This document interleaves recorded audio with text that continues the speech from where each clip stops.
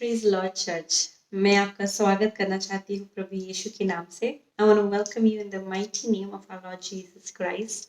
I'm so glad that you could join us today.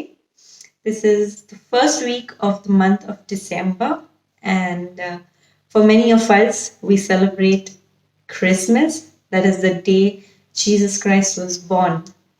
But if you go a little back to the story, to John 3:16, that says, "For God so loved the world that he gave his only begotten Son." Okay, the key word being gave. Okay, and for many of us, if we think about it, God could have given us anything else. He's given us already so much. He's created creation. He's given us breath in our lungs. He's given us life. He's given us this new day to see. Okay. And he's given us so much. Okay. And he didn't have to give his only begotten Son, but he chose to give the ultimate gift, the ultimate sacrifice that he could. And he gave his only begotten Son to redeem mankind. Amen. And that is why you and me are living happily. And the month of December reminds me of giving. Now, don't worry, I'm not asking you to give anything. The pastors have not told me anything, but I want to encourage you. Okay, last week I spoke about being thankful and having gratitude in our hearts. But I want to encourage you to have an attitude of gratitude this month. And I want to encourage you to give in whatever you have. Okay. Give from whatever you have. Give to a family that is really in need.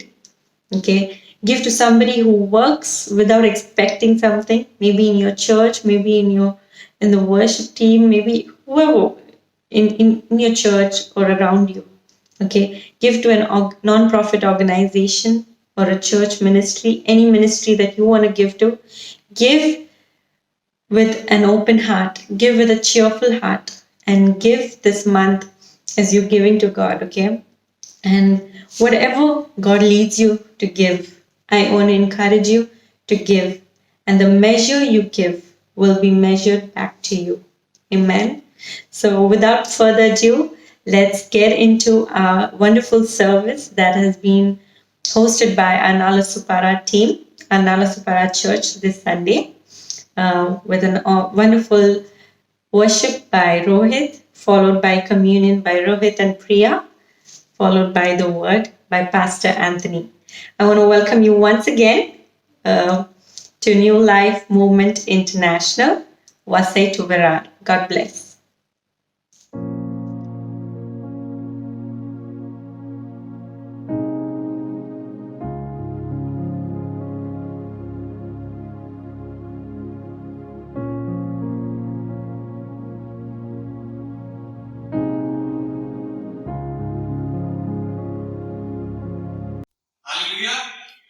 Praise the Lord, church. आइए प्रभु का स्तुति करेंगे.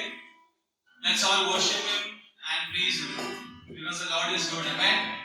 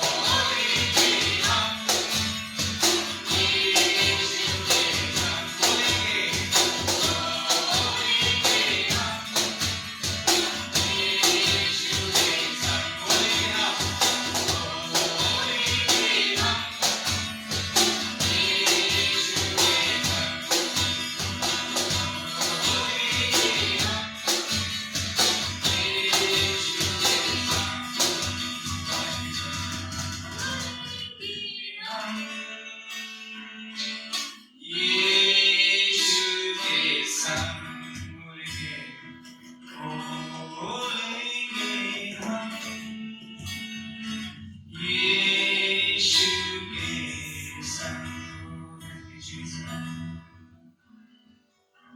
Thank you, Jesus. धन्यवाद प्रभु।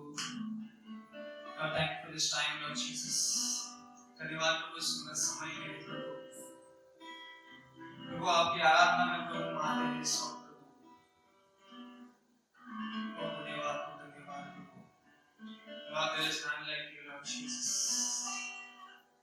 Oh, thank you, Jesus, Lord. Lord, you are great, Lord Jesus. Lord, there is none like you, Lord Jesus. प्रभु आपके जैसा प्रभु और कोई नहीं है। धन्यवाद धन्यवाद Jesus.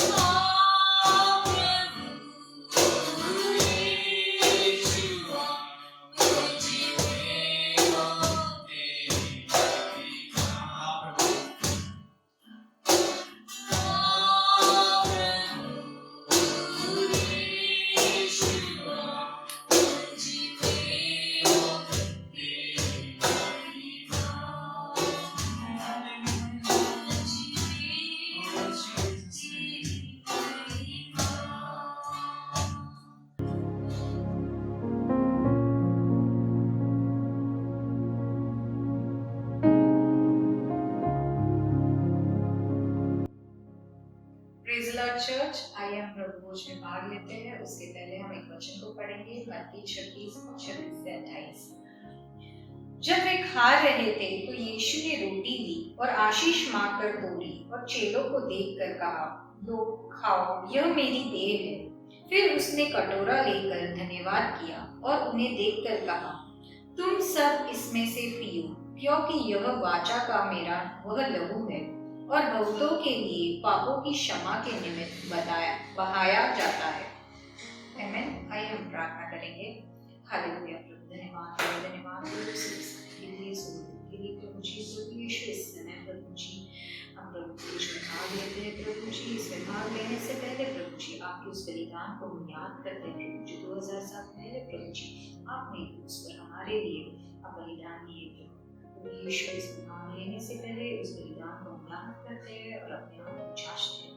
हम क्षमा मांगते हैं प्रभु जी, हमसे जाने अनजाने कोई गलती हुई है, हम उसके लिए क्षमा चाहते हैं। प्रभु यीशु आप हमारे हृदय को परिवर्तन कीजिए। प्रभु जी इसमें भाग लेने के लिए धन्यवाद यीशु से।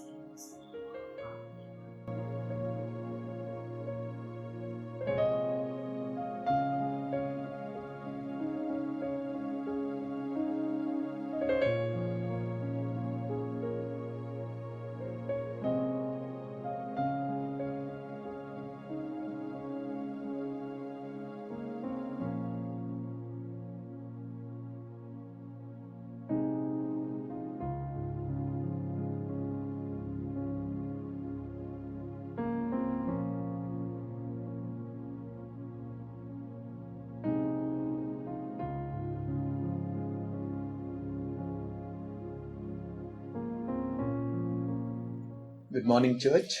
शुभ प्रभात कलीसिया। We have once again come together हम फिर से साथ में आए हैं with the Word of God, परमेश्वर के वचन से, and we'll continue और हम और भी आगे बढ़ेंगे with pearls to ponder. मोतियों पर मनन करना। And just to revise और जस्ट उस पर मनन करना है what we have done before, जो हमने पहले किया है। it was keep God first, पहले परमेश्वर को रखना है, be content, खुश रहना है, know your giftings, आपका वरदानों को जानना है, walk in favor, और परमेश्वर की कृपा दृष्टि में चलना है, respect everyone, सबको सम्मान देना है, no borrowing, no taking loans, किसी का कर्ज लेना नहीं है, prepare your mind. अपने मनों को तैयार करना है। And in the second series we've seen, और दूसरी सीरीज में हमने देखे be rich towards God, परमेश्वर की तरफ धनवान रहना है, honor thy father and mother, माता पिता का आदर करना है। whatever you sow, you will reap. जो भी आप बोएंगे वो काटेंगे। Do not lie. कोई झूठ नहीं बोलना है। Pray for your leaders, especially the political leaders. आपके अगुवाओं के लिए प्रार्थना करना है, खास करके जो राष्ट्रीय अगुवा हैं। And do not give place for hate in your heart. और नफरत के लिए जगह नहीं देना है Today अपने हृदय में। we are going to see another 4 points, और आज हम फिर से 4 मुद्दे देखेंगे, and we are going to stay in the book of Proverbs, chapter 6. और हम नीति वचन के 6वें अध्याय में रहेंगे। And it's a beautiful book. Proverbs is a beautiful book, नीति वचन बहुत ही अच्छा किताब है, and there's a lot to learn. और बहुत सारी चीज हमें सीखने मिलता है। And I wish that we can read one chapter daily. और मैं चाहता हूँ कि हम एक अध्याय रोज पढ़ें। And my first point from chapter 6 of Proverbs is, और पहला जो मुद्दा है नीति वचन 6 अध्याय से, do not stand guarantee or surety for anybody. किसी के लिए गारंटी या तो श्योरिटी खड़ा नहीं रहना है। Now, simple example.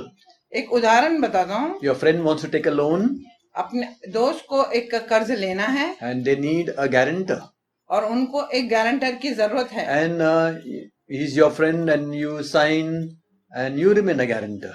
और आप उसका दोस्त हैं और आप साइन करते हैं और आप गारंटर बन जाते हैं। And we see sometimes maybe a friend, he is unable to pay, and whatever reason, he just disappears or goes to native place or goes abroad.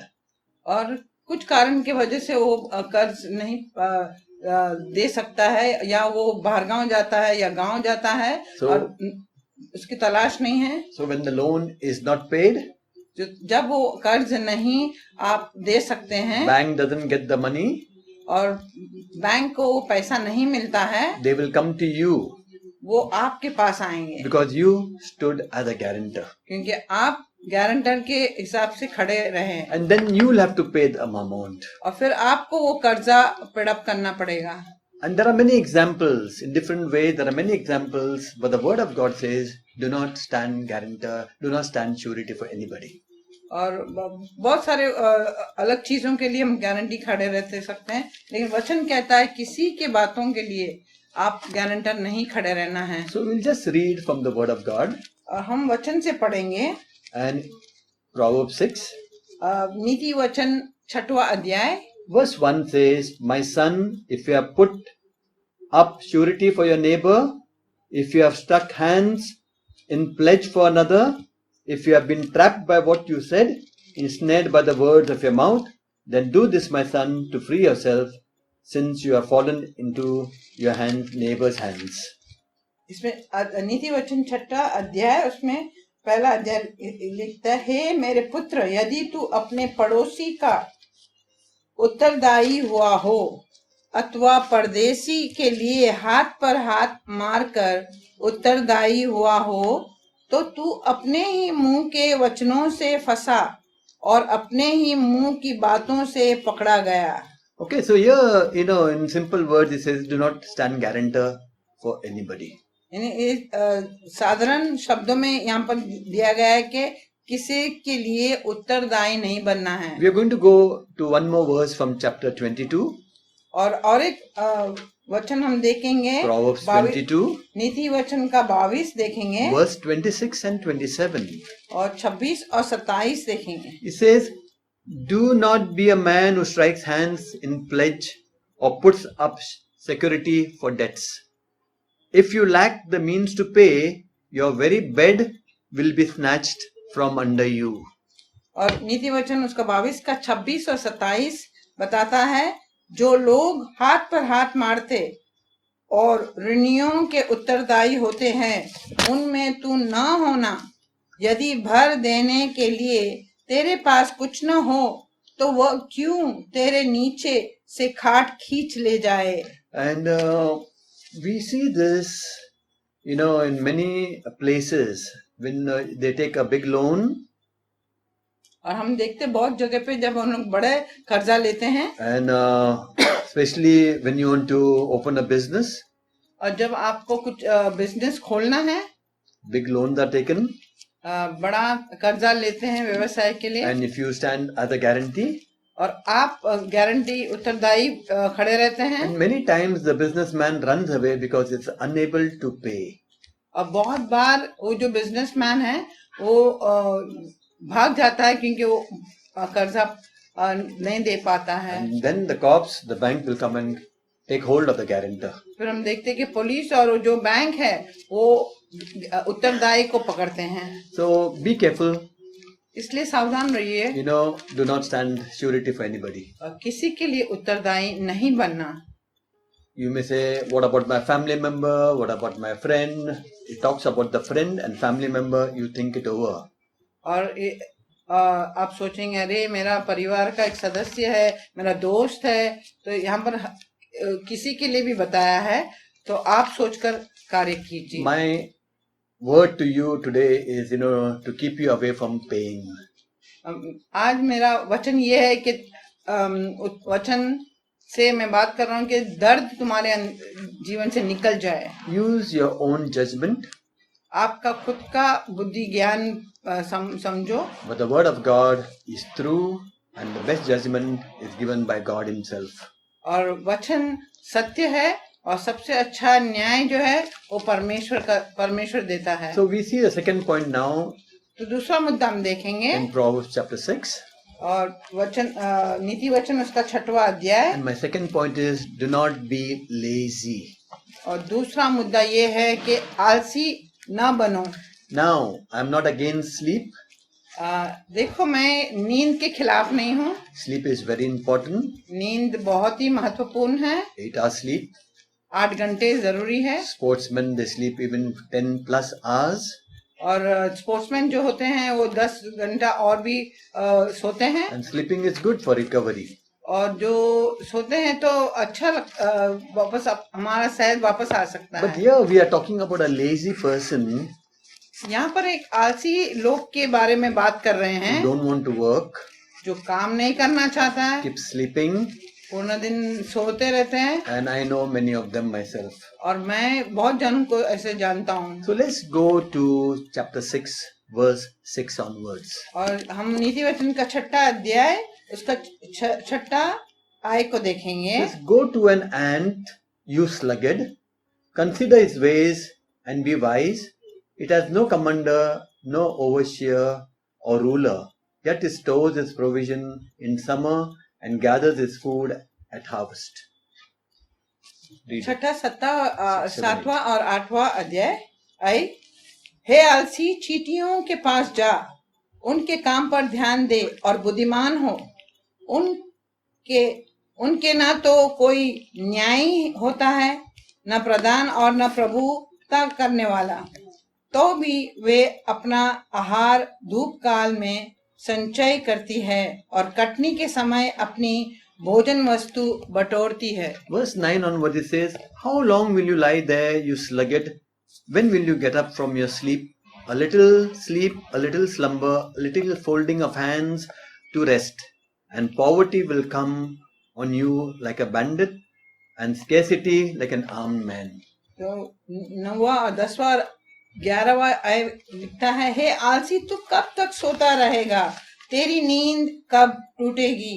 कुछ और सो लेना, थोड़ी सी नींद, एक और झपकी, थोड़ा और छाती पर हाथ रखे लेटे रहना, तब तेरा कंगालपन रा के लुटेरे के समान और तेरी घटी हथियार बंद के समान आ पड़ेगी। One of the reasons for poverty is that you are sluggard. तो एक जो कारण है जो आप गरीब हैं वो ये है कि आप आलसी हैं। We make ourselves poor हम अपने आप को गरीब बनाते हैं because you don't want to work hard क्योंकि आप मेहनत नहीं करना चाहते हैं and you want to keep sleeping, और आप सोते रहना है, waste your time, आपका समय बर्बाद करते हैं। and the word of God says poverty will come upon you. और वचन कहता है कि कंगालपन आपके ऊपर आएगा। One more verse I want to go in Proverbs chapter 13. और एक वचन मैं देखना चाहता हूँ, नीति वचन का 13वां अध्याय And verse 4. और 4वां आय। It says, the sluggard craves and gets nothing, यहाँ पर लिखा है, but the desire of the diligent are fully satisfied. आलसी का प्राण लालसा तो करता है और उसको कुछ नहीं मिलता, परंतु कामकाजी हष्ट पुष्ट हो जाते हैं। So here we see a sluggard, he desires a lot of things, but he gets nothing. यहाँ पर हम देखते हैं कि आलसी जो है लालसा तो बहुत कुछ करता है लेकिन उसको कुछ पाता नहीं है। But the one who is diligent and is hardworking, he may go through troubled times, and God also will help him. तो जो कामकाज करते हैं और मेहनत करते हैं वो परमेश्वर उसको मदद करेगा और प्रगति करेगा। We are not going to go read from the book of Thessalonians. और हम थेसलोनियन की किताब से नहीं पढ़ेंगे। And there were some who stopped working, they should not work, thinking, Jesus is going to come, second coming is going to come, so they stopped working. तो यहाँ पर बताया गया है कि प्रभु यीशु दूसरी बार आने वाला है, इसलिए बहुत जन काम नहीं करते थे। And Paul tells them, work, start working. और पौलुस कहता है उनको कि काम करो, काम करते रहो। Paul also tells them, if you are unable to provide for your family, you are worse than an unbeliever. और पौलुस कहता है कि अगर आप अपने परिवार को नहीं पाल सकते हो तो आप अविश्वासी से भी बदतर है। In the book of Ecclesiastes we learn, the author is challenging the youth. He's saying, don't waste time. This is your time. तो शबोत में उसमें लिखा है कि अपना समय बर्बाद ना करना, समय पैसा है। Let me tell you, और मैं बताना चाहता A हूँ, lot of things we could do when I was a youth, और बहुत कुछ कर सकते हैं जब हम जवान थे, but as we grow older, there are many things we cannot do. और जब हम और भी उम्र में बढ़ते हैं तो हम बहुत कुछ नहीं कर पाते So हैं। this is your time. तो ये समय आपका है, Don't waste your time. अपना समय बर्बाद ना करो। Okay, and the word of God says, redeem your time. और वचन कहता है कि अपने समय को समाधान करो, इस्तेमाल करो। Is through maybe you have wasted a lot of time, शायद आपने बहुत समय बर्बाद किया होगा, but still you have the time. You can redeem your time, and God will help you to finish your work. लेकिन फिर भी कुछ बिगड़ा नहीं है, अभी भी समय है और परमेश्वर आपको मदद करेगा। आपके समय को आप इस्तेमाल करो। So we've seen the 2 points. तो हम देखे दो मुद्दे देखे। First is do not stand guarantee for anybody. किसी के लिए उत्तरदायी नहीं बनना, Second one is do not be lazy. और दूसरा है आलसी नहीं बनना। And in Proverbs 6, we are going to go to the third point. और नीति वचन का जो 6वां अध्याय जो है वो तीसरा मुद्दे को देखेंगे। But we are going to read the word of God first. पहला हम वचन पढ़ेंगे Verse 16 onwards.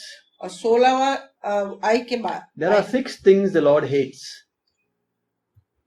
6 वस्तुओं से यहोवा बैर रखता है, 7 that are detestable to him.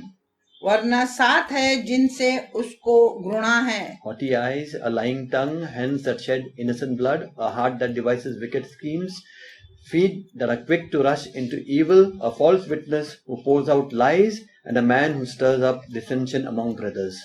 अर्थात घमंड से चढ़ी हुई आंखें, झूठ बोलने वाली जीभ और निर्दोष का लहू बहाने वाले हाथ, अनर्थ कल्पना गढ़ने वाला मन, बुराई करने को वेग दौड़ने वाले पांव, झूठ बोलने वाला साक्षी और भाइयों के बीच में झगड़ा उत्पन्न करने वाला मनुष्य। There are 7 things the Lord hates is written in this 3-4 verses. और ये 3-4 आय में हम देखते हैं कि 7 चीजें जो है परमेश्वर घृणा करता है। But I'm not going to go through all those. और मैं सब मुद्दे में नहीं जाऊंगा। But in verse 17, chapter 6, verse 17, और 7वां आय में हम देखते हैं, I'm going to talk about, 17वां में, and my point is, do not murder. Hands that shed innocent blood. निर्दोष का लहू बहाने वाला, यानी खून नहीं करना है। Now I am going to talk about abortion a little. और थोड़ा सा मैं गर्भपात के बारे में बात करूंगा। Yes, I am against abortion, और मैं गर्भपात के खिलाफ हूँ, and I believe, killing of an unborn baby is not right in the sight of God.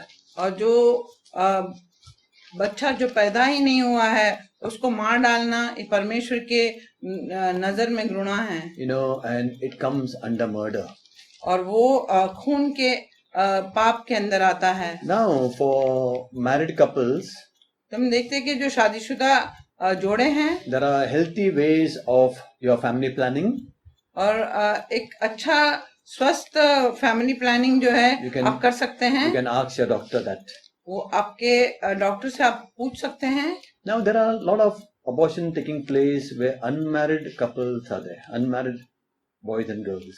तो बहुत सारा जगह पर जो शादीशुदा नहीं है जोड़े, वहाँ पर गर्भपात का पाप होता है। So we are against it. और हम उसके खिलाफ हैं। Because you are murdering an unborn child.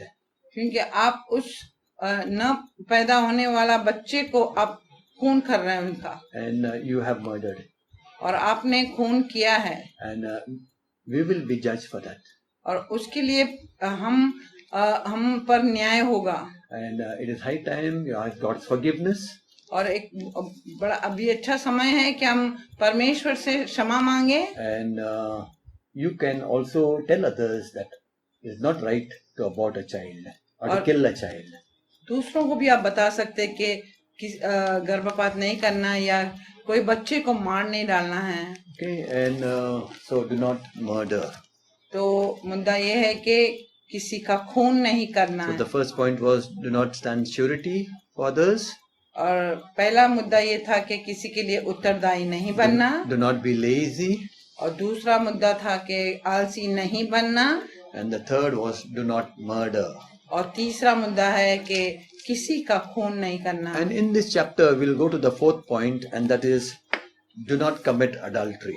और ये इसी अध्याय में हम देखेंगे कि चौथा मुद्दा कि व्यभिचार नहीं करना है। And Proverbs is a beautiful book, और नीति वचन बहुत ही सुंदर किताब है, where again and again we are told to be careful.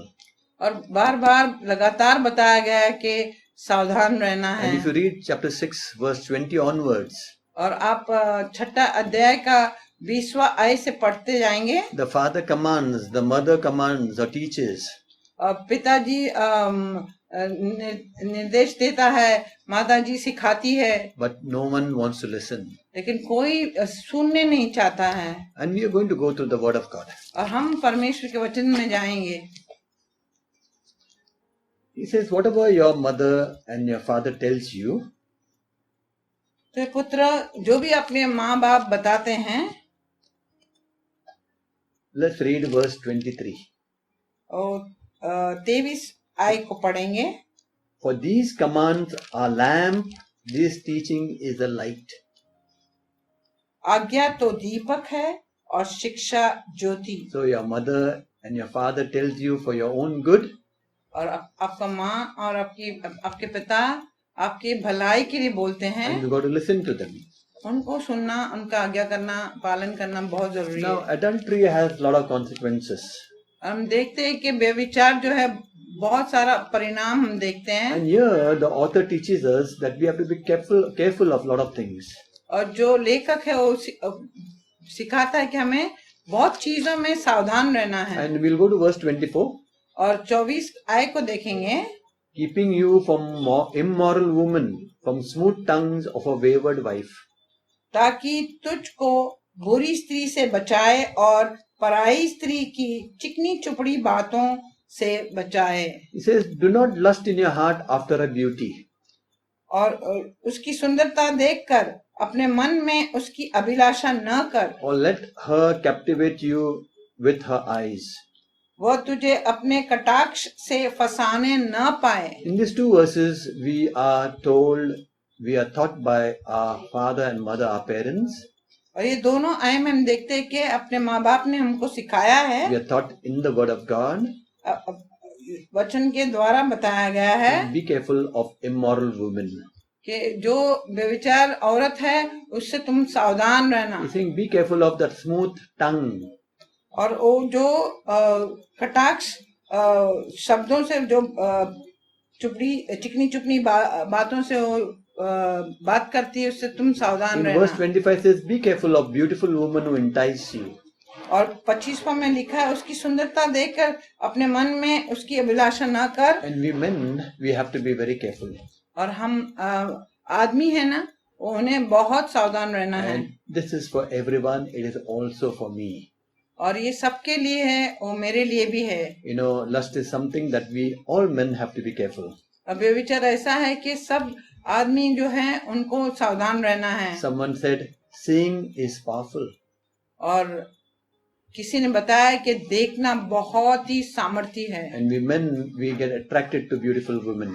और हम आदमी लोग जो हैं वो सुंदर औरतों को देखकर हम आकर्षित होते But we हैं, have to be careful. लेकिन हमें सावधान रहना है। And let's see what are the consequences और हम देखें उसका परिणाम क्या है of adultery. व्यभिचार का। You know, sometimes we always look at another man's wife, और कभी कभी हम दूसरे आदमी के औरतों को देखते हैं, और- पत्नियों को देखते हैं, or woman looking at another woman's husband. और जो औरत है वो दूसरे औरत के पति को देखते हैं। Or sometimes you also go to a prostitute. या आप किसी वैश्याओं के पास जाते हैं।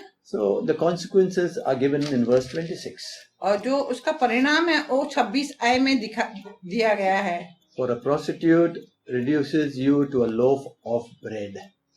क्योंकि वैश्या मन के कारण मनुष्य टुकड़ों का भिखारी हो जाता है, And the adulteress preys upon your very life. परंतु व्यभिचारिणी अनमोल जीवन का अहेर कर लेती है। And in verse 27, 28, 29 it says, you are taking fire upon your lap. और जो 27, 28 और 29 वो कहता है कि तुम तुम्हारे गोद में अग्नि को ले रहे हैं, आग को ले रहे You हैं will surely be burnt. और आप जल जाएंगे। Okay. And in verse 29 it says, और 29 में हम देखते हैं, you will not go unpunished. आप दंड के बिना नहीं जाएंगे। Okay. Let's go to verse 33. हम 33 का वचन पढ़ेंगे। It says, blows and disgrace are his lot, उसको घायल और अपमानित होना पड़ेगा and his और shame will never be wiped away. और उसकी नामधराई कभी ना मिटेगी। Okay. And maybe you have done a mistake of committing adultery शायद आपने कुछ गलतियां किया है, व्यभिचार किया है, by physically visiting a prostitute or sleeping with another man or a wife. और शायद शारीरिक तरीके से आप Somebody else's वैश्या के wife. साथ सोए हैं या कोई आदमी के साथ या औरत के साथ जो आपके पति पत्नी नहीं है। We can ask God's forgiveness. हम परमेश्वर से क्षमा मांग सकते हैं। In the New Testament, नया करार में Jesus said something like this. प्रभु यीशु ने ऐसा कुछ कहा है, Even if you lust for a woman in your heart, और अगर आपने व्यभिचार के विचार अपने दिल में किए हैं, you have committed adultery. आपने व्यभिचार का पाप कर दिया है। And if you ask me if I have committed adultery, तो आपने, अगर आप मुझे पूछेंगे कि मैंने व्यभिचार का पाप किया I है, would say yes. मैं कहूंगा हाँ। So what do we do about it? क्या करेंगे इसके लिए? So repentance is the key. और जो पश्चाताप है वो चाबी है। Knowing that what we are doing is wrong, ये जानकर के जो हम कर रहे हैं वो गलत है। and Proverbs is a wonderful book. और जो नीति वचन का किताब है वो अद्भुत है। I would challenge all of you to read one chapter daily. मैं आपको चुनौती देता हूँ कि रोज एक अध्याय पढ़ो। So it is not only for you, it is for me also. वो आपके लिए नहीं, मेरे लिए भी है, That morally we may walk as good Christians, ताकि हम सच्चे दिल से परमेश्वर अच्छे क्रिस्ती बनकर चलें as sons and daughters of our Lord Jesus Christ, और प्रभु यीशु मसीह के बेटे बेटियां के तरफ चलें bringing glory to His name, और प्रभु यीशु को महिमा देकर चलें and not a bad name to our Lord Jesus Christ. और गलत नाम नहीं प्रभु यीशु मसीह के I लिए। want to stop here, और यहाँ पर मुझे बंद करना है and again we'll repeat the points. और हम फिर से उस मुद्दों को दोहराएंगे। The first one is, do not stand guarantee for anyone. और पहला मुद्दा यह है कि हम किसी के लिए उत्तरदायी नहीं बनना। Second is, do not be lazy. और दूसरा है आलसी ना बनो। Third is, do not murder. और तीसरा है किसी का खून न करना। And in this place, I especially spoke about unborn babies. और इस मुद्दे में मैंने खास करके बताया कि जो बच्चा पैदा नहीं हुआ उसके बारे में। Abortion is not of God. गर्भपात परमेश्वर की ओर से नहीं है। And we as believers, और हम जो विश्वासी हैं we have to be very, very careful. हमें बहुत ही सावधान रहना है। And the fourth point was, do not commit adultery. और चौथा मुद्दा ये था कि व्यभिचार नहीं करना। Let's ask God forgiveness. हम परमेश्वर से क्षमा मांगेंगे And our God is a forgiving God. और हमारा परमेश्वर क्षमा करने वाला परमेश्वर है। Okay, and Jesus will forgive us. और प्रभु यीशु हमें क्षमा करेगा, Especially the sin of abortion. खास करके गर्भपात का जो पाप है। The stain remains for a long time. और वो जो दाग जो है बहुत समय तक रहता है हमारे जीवन And you में। know, after we abort sometimes after months and years, the और person says, I have done a mistake. और जब बहुत महीनों के बाद, सालों के बाद जब हमने गर्भपात किया तो वो हम सोचते हैं कि अरे मैंने गर्भपात किया है। Okay, so let's ask God's forgiveness हम परमेश्वर से क्षमा मांगेंगे and let's pray. और हम प्रार्थना करेंगे। Come, Heavenly Father, स्वर्गीय पिता, we come to you. हम आपके पास आते We हैं। come to the throne of grace, Lord. हम उस अनुग्रह के सिंहासन के पास आते हैं। Thank you for your Son Jesus. धन्यवाद आपके पुत्र यीशु के who लिए died on the cross for us, जो हमारे लिए क्रूस पर मारे was गए, buried and rose again. जो गाड़े गए और वो फिर से जी उठे हैं। Lord, and we thank you that you are able to forgive us, Lord.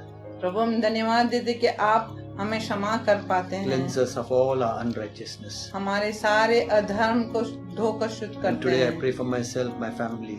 और आज मैं मेरे लिए, मेरे परिवार के लिए प्रार्थना Pray for करते हैं, every child in the church, Lord. और हर एक कलीसिया में बच्चे हैं उनके लिए प्रार्थना करते Lord, हैं। open our eyes, open our minds प्रभु हमारे आंखों को खोल, हमारे मनों को खोल प्रभु, to speak, ताकि हम बोले to know what is wrong, Lord.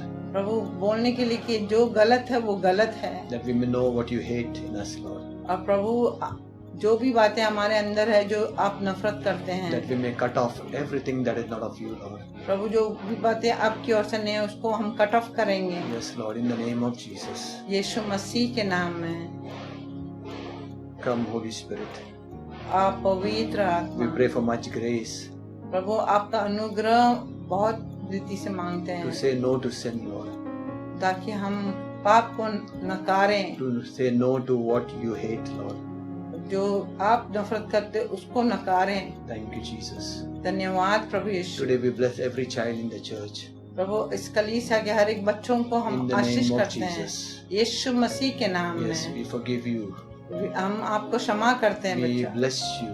हम आपको आशीष करते We हैं। pray that all things will go well with you. हम घोषित करते हैं कि सब कुछ भला होगा आपके And जीवन we में, pray that by the grace of God, और हम प्रार्थना करते हैं कि परमेश्वर के अनुग्रह से, that we all together will stand firm और हम सब मिलकर मजबूत खड़े to रहेंगे, bring glory to our Lord Jesus Christ. ताकि हम प्रभु यीशु मसीह को महिमा लाए। Thank you, Master. धन्यवाद मालिक, In Jesus' name we pray. यीशु मसीह के नाम से हम प्रार्थना करते हैं।